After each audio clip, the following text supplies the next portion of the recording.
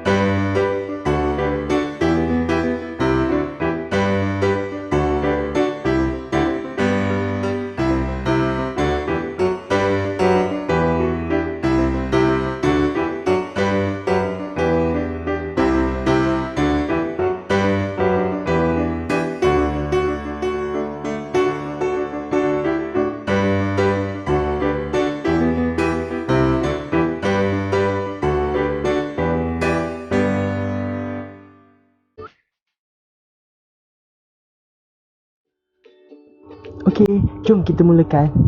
First thing first, Abang Adi akan cairkan 76 gram mentega ataupun bersamaan dengan setengah cawan.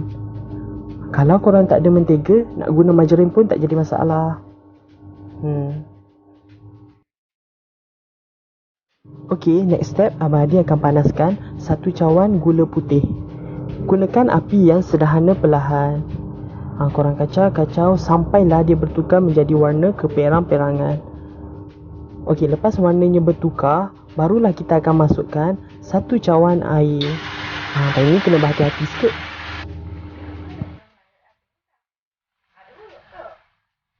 Okey, so now bahan-bahan untuk kek. Masukkan 4 biji telur. And then kita ayak tepung gandum bersama dengan 2 sudu kecil sodium bikarbonat.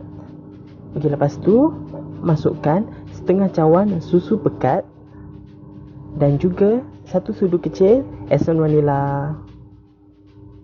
Lepas tu kita akan kacau sampailah ia sebati. Okay, next kita akan masukkan mentega yang telah kita cairkan dan juga karamel ataupun gula yang telah kita masak tadi. Sekarang warnanya lebih sedikit pekat. Dan bolehlah kita perap selama 1 jam. Okey, next kita akan sediakan loyang. Loyang tu kita akan sapu dengan margarin ataupun mentega. Lepas tu bolehlah kita tuang adunan yang telah kita perap selama 1 jam tadi.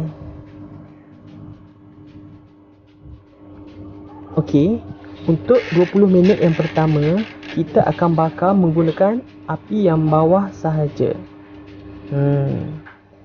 Dan kita akan setkan pada suhu 160 darjah Celsius.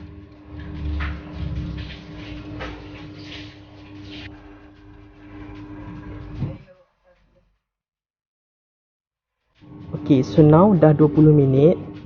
Then kita akan tukarkan api kepada atas dan bawah. Kemudian kita akan tambah lagi 20 minit. Kita akan bakar sampai dia masak.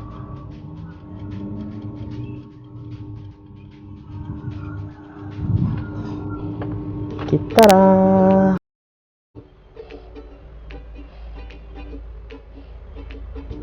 wah, excitednya. Allah, dia punya tekstur ni betul-betul lembut, moist dan juga anjal. Wish, tak sabar nak rasa dah ni. So inilah rupanya kek sarang semut.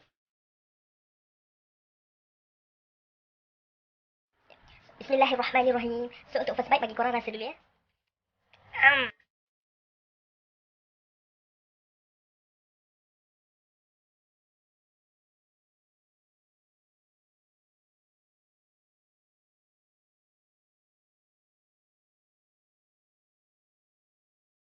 Berpeluh-peluh.